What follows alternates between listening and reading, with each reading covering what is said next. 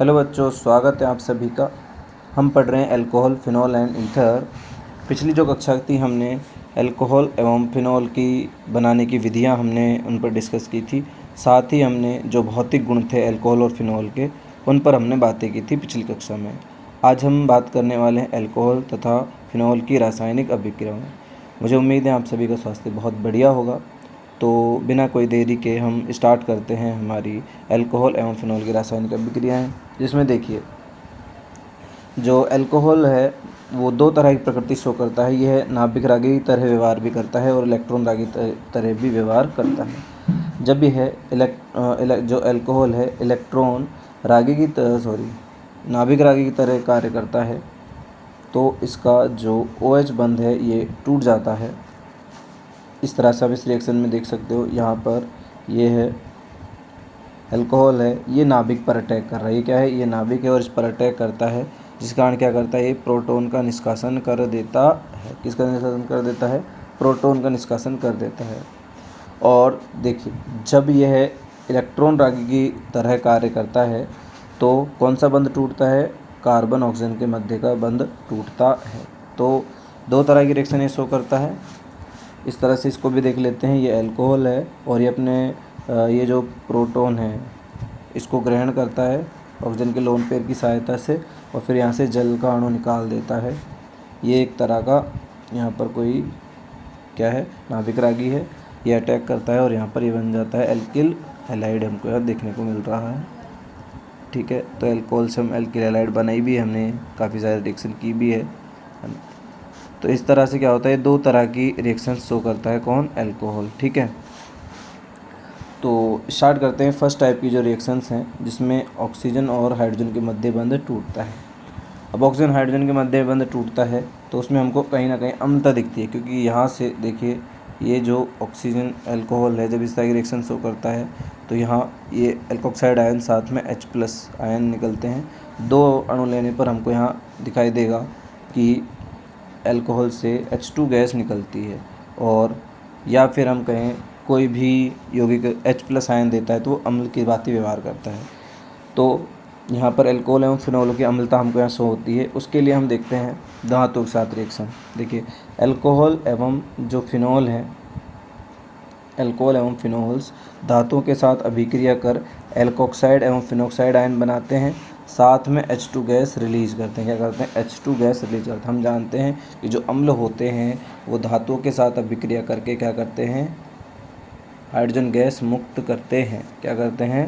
Hydrogen gas मुक्त करते हैं। जैसे हम देख सकते हैं यहाँ पर ये क्या है, अल्कोहल है, इसके हमने सोडियम के साथ रिएक्शन कराई तो ये बनता है सोडियम एल्कोक्साइड और साथ में यहाँ से हाइड्रोजन गैस मुक्त हो जाती है। इस तरह से देख लीजिए मैथेनॉल है और ये सोडियम के साथ रिएक्शन करता है तो सोडियम मेथॉक्साइड बनता है और यहाँ से हाइड्रोजन गैस मुक्त हो जाती है। फिर देखिए नेक्स्ट एग्जाम्पल,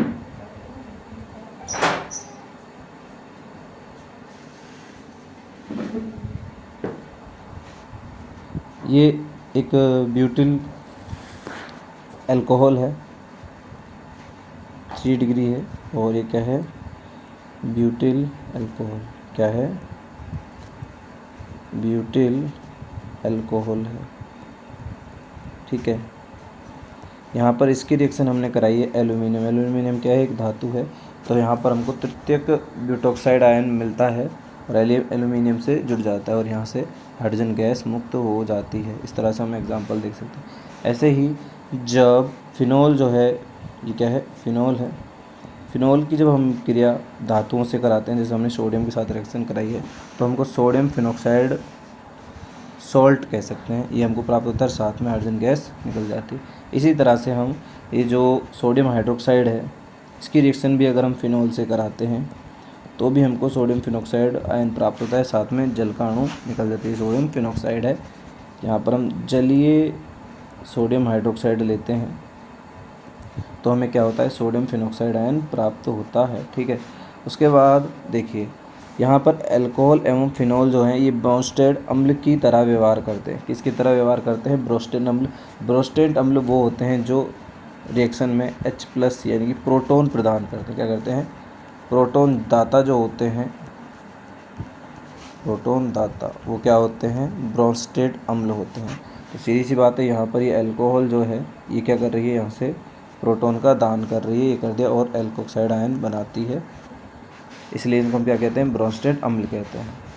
और अल्कोहलों के अम्ल के बारे में हम बात करें, अल्कोहलों की जो अम्लीय प्रकृति है वो किसके कारण होती है, इनके ऑक्सीजन और हाइड्रोजन के मध्य जो ध्रुवता है उसके कारण होती है। तो ऑक्सीजन और हाइड्रोजन में ये ध्रुवता क्यों उत्पन्न होती है, हम जानते हैं ऑक्सीजन एक उच्च विद्युत ऋणी है, जबकि हाइड्रोजन जो है कम विद्युत ऋणी होता है। तो इनमें विद्युत ऋणता का अंतर होने के कारण, किसका अंतर होता है, विद्युत ऋणता का अंतर होने के कारण इनमें जो है आयनों का सेपरेशन हो जाता है, जिसके कारण इनमें ध्रुवता उत्पन्न हो जाती है।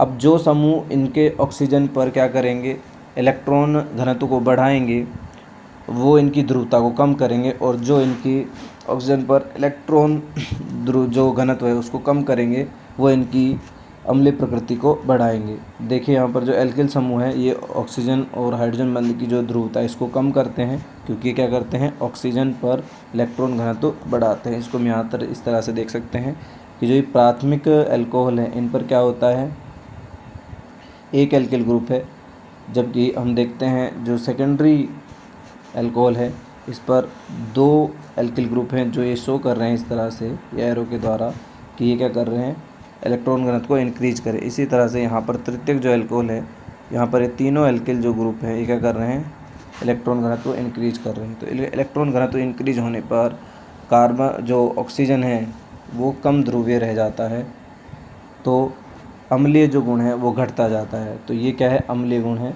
तो प्राथमिक जो अल्कोहल है वो सर्वाधिक अम्लीय होते हैं, उसके बाद द्वितीयक और तृतीयक अल्कोहल जो हैं सबसे कम अम्लीय होते हैं। देखिए फिर जो अल्कोहल हैं ये जल की अपेक्षा कम अम्लीय होते हैं। क्यों, कि जो ये एल्कोक्साइड आयन जो अल्कोहल से बनता है ये वाटर से क्या करता है, H+ आयन ग्रहण कर लेता है। क्या कर लेता है, H+ आयन ग्रहण कर लेता है। तो H+ आयन अब इस बार कहाँ से आ रहा है, ये आ रहा है जल से। तो जल इनसे ज़्यादा अम्लीय होते हैं अल्कोहल से, याद रखना। तो जल अल्कोहल की अपेक्षा प्रबल प्रोटॉन दाता होता है। एल्कोक्साइड आयन प्रबल क्षारक हैं प्रोटॉन ग्राही होने के कारण। क्योंकि एल्कोक्साइड आयन प्रोटॉन ग्रहण करते हैं इसीलिए ये प्रबल क्षारीय होते हैं। इसको हम इस तरह से देखते हैं कि ये सोडियम हाइड्रोक्साइड है जो कि प्रबल क्षार होता है। हम जानते हैं सोडियम हाइड्रोक्साइड एक प्रबल क्षार है, लेकिन फिर भी सोडियम एथोक्साइड जो है इससे ज़्यादा क्षारीय होता है। क्या होता है, सोडियम एथोक्साइड इससे ज़्यादा क्षारीय होता है, क्योंकि यह इससे क्या करता है, प्रोटॉन ग्रहण कर लेता है, सोडियम एथोक्साइड। तो ये ध्यान रखना कि ये जो सोडियम एथोक्साइड है ये सोडियम हाइड्रोक्साइड से भी ज़्यादा अम्लीय होता है। उसके बाद ये हमने अल्कोहलिक अम्लता के बारे में देखा। फिर हम देखते हैं फिनोलों की अम्लता के बारे में, है ना। फिनोलों की अम्लता, फिनोल में जो ये हाइड्रोक्सिल समूह है ये किससे जुड़ा होता है, बेंजीन के sp2 संकरित कार्बन से। किससे, sp2 संकरित कार्बन से सीधा जुड़ा होता है, जिससे जबकि जो sp2 संकरित कार्बन है ये अधिक विद्युत ऋणी होता है, इसलिए इलेक्ट्रॉन अपने यानी -I की प्रभाव शो करता है। ये -I प्रभाव शो करने का इलेक्ट्रॉन से इलेक्ट्रॉन ले लेता है, ऑक्सीजन के जो इलेक्ट्रॉन है उसको ग्रहण कर लेता है या बेंजीन रिंग में जोड़ लेता है, जिसके कारण ऑक्सीजन पर इलेक्ट्रॉन घनत्व क्या हो जाता है, कम हो जाता है। और ऑक्सीजन पर इलेक्ट्रॉन घनत्व कम होने से ऑक्सीजन और हाइड्रोजन के मध्य ध्रुवता बढ़ जाती है और फिनॉल की अम्लता भी बढ़ जाती है। इसको हम इस तरह से देख सकते हैं कि ये जो अनुनादी संरचना है ये क्या है, ये हैं अनुनादी संरचनाएं। किसकी हैं, ये फिनॉल की, याद रखना। अनुनादी संरचनाएं, अनुनादी संरचनाएं किसकी अनुनादी संरचनाएं हैं, ये फिनॉल की हैं, याद रखना। फिनॉल की अनुनादी संरचनाएं हैं ये। यहाँ पर क्या हो रहा है, फिनॉल की अनुनादी संरचनाओं से सो रहा है कि जो ऑक्सीजन के इलेक्ट्रॉन हैं वो इस तरह से यहाँ पर क्या हो रहे हैं, बेंजीन रिंग में शामिल हो रहे हैं, जिसके कारण क्या होता है, ऑक्सीजन पर धनावेश आता है।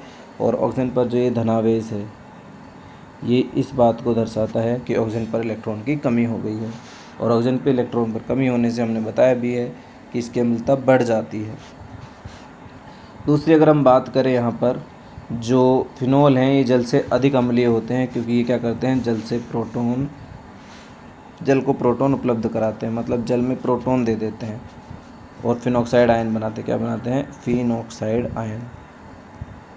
Phenoxide ion. तो यहाँ से एक बात क्लियर हो गई कि जो अल्कोहल है ना, यहाँ पर जैसे अगर बात करें ये फिनॉल, ठीक है, फिनॉल ज़्यादा अम्लीय होते हैं वाटर से और वाटर ज़्यादा अम्लीय होते हैं अल्कोहल से। ये बात आप ध्यान रखिएगा। अभी हमने ये प्रूफ भी कर दी है, क्योंकि जो ये फिनॉल है ये जल को वाटर प्रोटॉन दे देते हैं, जल अल्कोहल को प्रोटॉन दे देते हैं, ठीक है। उसके बाद बात करते हैं फिनॉल में OH समूह से संयुक्त sp2 कार्बन की उच्च विदीर्णता के कारण ऑक्सीजन पर इलेक्ट्रॉन घनत्व कम होता है और इसकी ध्रुवता बढ़ती है, जिसके कारण अम्लता बढ़ती है। क्या बढ़ती है? अम्लता बढ़ती है। उसके बाद अगर हम बात देखें फिनॉक्साइड आयन का स्थायित्व क्या होता है, जैसे ही यहाँ हमने देखा था कि जो फिनॉल है ये वाटर को प्रोटॉन प्रदान करती है ना, वाटर क्या करती है? प्रोटॉन प्रदान करती है और प्रोटॉन प्रदान करने के कारण फिनॉक्साइड आयन बनाती है। क्या बनाती है? फिनॉक्साइड। अगर फिनॉक्साइड आयन स्थायित्व होगा तभी यह अम्लता सिद्ध होगी या फिर ये अधिक अम्लीय होगा। देखते हैं इसको किस तरह से। यहाँ पर इस तरह से डबल बॉन्ड है, यहाँ भी डबल बॉन्ड है और यहाँ भी। तो इसके जो जैसे ही ये इलेक्ट्रॉन यहाँ ट्रांसफ़र होते हैं तो ऑक्सीजन पर जो ऋणावेश है वो समाप्त हो जाता है। क्या हो जाता है? इलेक्ट्रॉन पर जो ऑक्सीजन पर ऋणावेश है वो समाप्त हो जाता है और ऋणावेश यहाँ आ जाता है, यहाँ डबल बॉन्ड होता है यहाँ पे, फिर ये ऋणावेश जो है ये इधर ट्रांसफ़र होता है, ये इधर ट्रांसफ़र हो जाता है, पर यहाँ ऋणावेश आ जाता है, ये डबल बॉन्ड है, फिर ये इधर ट्रांसफ़र होता है, दैन ये इधर ट्रांसफ़र होता है। तो हमको देखने को मिलता है यहाँ ऋणावेश आ जाता है, यहाँ डबल बॉन्ड है, यहाँ भी, फिर ये इधर आ जाता है और पुनः ये अपनी जगह आ जाता है, जिससे इस पर यहाँ हाइड्रोजन नहीं होता है, यहाँ आ जाता है माइनस आवेश और ये पुनः डबल बॉन्ड इस तरह से आ जाते हैं। तो ये जो अनुनादी संरचना है ये क्या कर रही है? फिनॉक्साइड आयन के स्थायित्व को दर्शा रही हैं कि फिनॉक्साइड आयन अधिक स्थायी होता है। तो जो चीज़ स्थायी होती है तो वो बनना भी चाहती है ना। फिनॉल का फिनॉक्साइड आयन अगर स्थायी है तो फिनॉल क्या करती है? फिनॉक्साइड आयन बनाना चाहेगी। याद रखना, जो फिनॉल का फिनॉक्साइड आयन है वो ज़्यादा स्थायी होता है बजाय फिनॉल से भी, ठीक है। अगर हम बात करें फिनॉल पर भी जो -I वाले समूह हैं वो फिनॉल की अम्लता को बढ़ा देते हैं। क्यों बढ़ाते हैं? हम जानते हैं कि वो जो ऑक्सीजन है फिनॉल का उस पे ऊपर इलेक्ट्रॉन घनत्व की कमी कर देते हैं, जबकि जो -I समूह वाले हैं वो फिनॉल की अम्लता को घटाते हैं, क्योंकि ये इलेक्ट्रॉन घनत्व बढ़ाते हैं। क्या करते हैं? इलेक्ट्रॉन घनत्व बढ़ाते हैं। इसका एग्जाम्पल्स हम यहाँ देख लेते हैं। देखिए यहाँ पर ये फिनॉल है, ये मेटानाइट्रोफिनॉल है। ये कैसा है? ये यहाँ पर ये मेटानाइट्रोफिनॉल है, ये ऑर्थोनाइट्रोफिनॉल है और ये पैरानाइट्रोफिनॉल है। यहाँ पर आपको ये pK के मान दिए गए हैं जो आपको दिख रहे हैं, है ना। तो जो pK का मान जितना कम होगा अम्लता उतनी ही अधिक होगी, है ना। तो अगर हम बात करें pK का जो मान है ये व्युत्क्रमानुपाती होता है अम्लता के। ये जितना ज़्यादा होगा अम्लता उतनी ही कम होगी। हम देख रहे हैं फिनॉल का सबसे ज़्यादा है, इसलिए यहाँ पर फिनॉल की अम्लता सबसे कम है, जबकि उसके बाद फिर मेटाफिनॉल है, मेटानाइट्रोफिनॉल है, फिर है ऑर्थो नाइट्रोफिनॉल और फिर सबसे ज़्यादा अम्लीय है पैरानाइट्रोफिनॉल। यहाँ पर मेटानाइट्रोफिनॉल ऑर्थो और पैरा से अधिक कम अम्लीय क्यों है? क्योंकि यहाँ पर हम जो ये आपने देखा होगा अनुनादी संरचनाओं में कहीं भी हमको ये जो मेटा पोजीशन है, ये क्या है? मेटा पोजीशन पर आपको कहीं भी इलेक्ट्रॉन नहीं दिखेगा, है ना। अब यहाँ पर अगर इलेक्ट्रॉन आ ही नहीं रहा है तो यहाँ पर कोई भी जो -I प्रभाव वाला समूह है वो अटैक नहीं करता है, इसलिए यहाँ पर कम अम्लता देखने को मिलती है। ऑर्थो और पैरा पर, अब ऑर्थो पर भी हम देखते हैं, ऑर्थो और पैरा में भी जो पैरा है वो ज़्यादा दिखता है, क्योंकि यहाँ पर क्या होता है, इनमें हाइड्रोजन बंध का निर्माण हो जाता है। हाइड्रोजन बंध निर्माण होने के कारण ये प्रोटॉन को आसानी से नहीं दे पाते हैं, जबकि ये इनमें ऐसा दूर दूर तक नहीं होता है। पैरा नाइट्रोफिनॉल में ये आसानी से दे देते हैं। इसी तरह से हम यहाँ देख सकते हैं कि यहाँ पर देखिए ये नाइट्रो नहीं है, यहाँ ये क्या है, ये CH3 है। ये क्या है यहाँ पर ये CH3 जुड़ा हुआ है, क्रिसोल है। क्या है ये यहाँ पर क्रिसोल है, यहाँ CH3 जुड़ा हुआ है। इसी तरह से यहाँ पर भी ये CH3 जुड़ा हुआ है और इसी तरह से यहाँ पर भी CH3 जुड़ा हुआ है, ये जुड़ा हुआ है CH3। ये ऑर्थोक्रिसोल है। ये क्या है, ऑर्थोक्रिसोल है। ये सॉरी ये मेटाक्रिसोल है। ऑर्थो कैसे हो जाएगा यार, ये मेटा पोजीशन पर है, ये मेटा है, ये ऑर्थो है ना, और ये पैराक्रिसोल है। क्या है, ये क्रिसोल है। ठीक है, इन सभी का हमने पीके मान दिया हुआ है। यहाँ पर फिनोल का होता है 10, इससे ज़्यादा होता है मेटाक्रिसोल का, इसलिए फिनोल ज़्यादा अम्लीय है। और यहाँ पर ऑर्थो और पैरा का जो पीके का मान है वो इक्वल है। इस तरह से यहाँ पर हमने फिनोल की अम्लता देखा कि जो -I वाले यौगिक हैं वो फिनोल की अम्लता को बढ़ाते हैं, जब जो +I वाले हैं वो क्या करते हैं, इसकी अम्लता को घटाते हैं। क्यों? क्योंकि ये इलेक्ट्रॉन घनत्व को यहाँ पर बढ़ाते हैं। इस तरह से ये इलेक्ट्रॉन घनत्व को यहाँ पर बढ़ा रहे हैं बेंजीन रिंग पर, जबकि यहाँ जो NO2 है ये क्या करते हैं, ये इलेक्ट्रॉन घनत्व को कम करते हैं इस पर, फिनोल रिंग पर, जिससे उसकी दूरता बढ़ जाती है। तो इस तरह से हमने आज अल्कोहल और फिनोल के अम्लीय गुण के बारे में देखा। तो इससे जो हमारी नेक्स्ट क्लास होगी उसमें हम इसकी जो विभिन्न क्रियाएं हैं वो हम सब देखने वाले हैं। तो आज की सेशन आपको कैसा लगा ज़रूर बताइएगा कमेंट बॉक्स में। धन्यवाद।